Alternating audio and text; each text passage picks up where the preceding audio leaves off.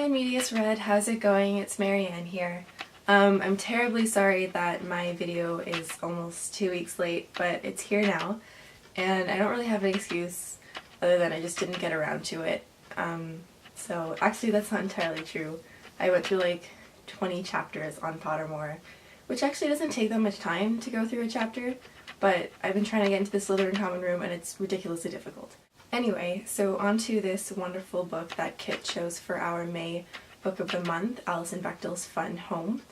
I wanted to start by saying that I really enjoyed it. I think it's so enjoyable mainly because it's written in slice of life comic form, and I think that Dawn mentioned that before, and slice of life, that's exactly what it is. It's just a piece of somebody's daily life, and what can be more interesting than daily life?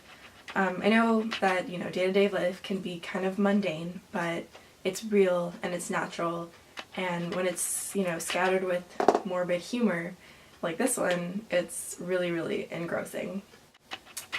Secondly, I wanted to talk about the graphics since it's a graphic novel. It's kind of unlike other graphic novels in that, well, it's not technically black and white, but it's certainly not in color. I don't know if you can see. The drawings are done in a very simplistic black outline with a sort of greenish gray ink to highlight certain parts of it. And Kit mentioned Marian Persepolis, and yeah, they're both very similar in that they're both autobiographical graphic novels, but they're also done in a very simple drawing style as well, with very little or no color at all. And I think that is because there's no color because both of these stories are very tragic stories, or at least it highlights the fact that they're both very tragic stories. And like Amy mentioned, the graphics allow Bechdel to tell the story in sort of two different ways. The images hold her memories of childhood or whatever part of her life that she's recounting in a really in the moment and innocuous way, and then the narration itself takes on a really bleak and sardonic tone a lot of the time. And it's like the images still hold her childhood memories in their innocent state before they became colored with realizations and I guess a more mature understanding of the situations that she went through as a kid. There are some visual allusions to things in the book as well. They're not really important, but they just kind of set the tone for, the things that Alison grew up with in her life, like Bert and Ernie on the television, or there's one part where they're in the car and her father passes her a bag of bread, a loaf of bread that on the packaging says Sunbeam bread or whatever, and that's kind of, it's not really funny, but again, sardonic because he was hit by a truck that said Sunbeam bread on it.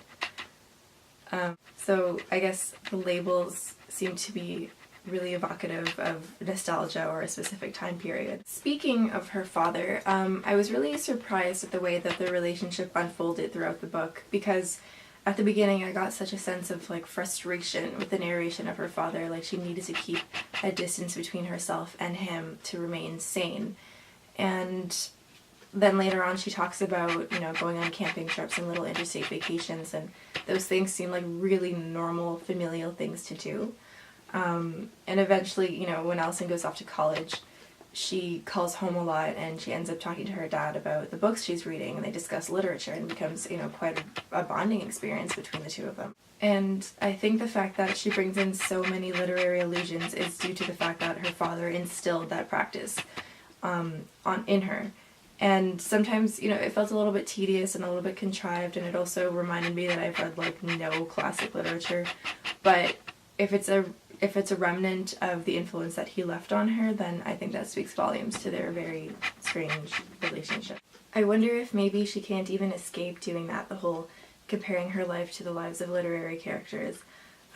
There's one part in the book where she goes camping with her father and her brothers, and I think their babysitter, and they end up going to a strip mine, and these strip miners have this dirty pinup girl magazine or calendar, and Alison freaks out because she's a girl and her body is starting to look like those girls' bodies, and so she asks her brother to call her Albert. And there's a bit of narration there. It says, "My brother ignored me, but looking back, my stratagem strikes me as a precocious feat of Proustian transposition." who talks about their life that way? Someone who's extremely plagued by guilt about, their own body and the way that they feel about their body and their desires, which no one should be. And I think that part of the guilt that she feels there is passed down from her father, which is another unfortunate part of that particular father-daughter relationship.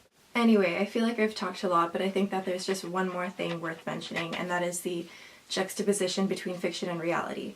At some point, Allison mentions that her father is obsessed with F. Scott Fitzgerald, and she mentions The Great Gatsby. And in the book, Gatsby maintains this fiction about himself, and he keeps a ton of books in his house so that to his guests he would appear to be well read.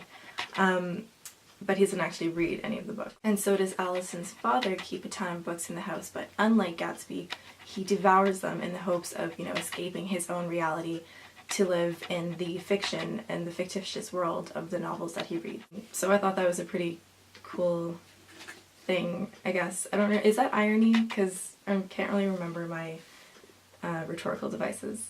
Anyway, someone just correct me if I'm wrong, let's just say it's irony.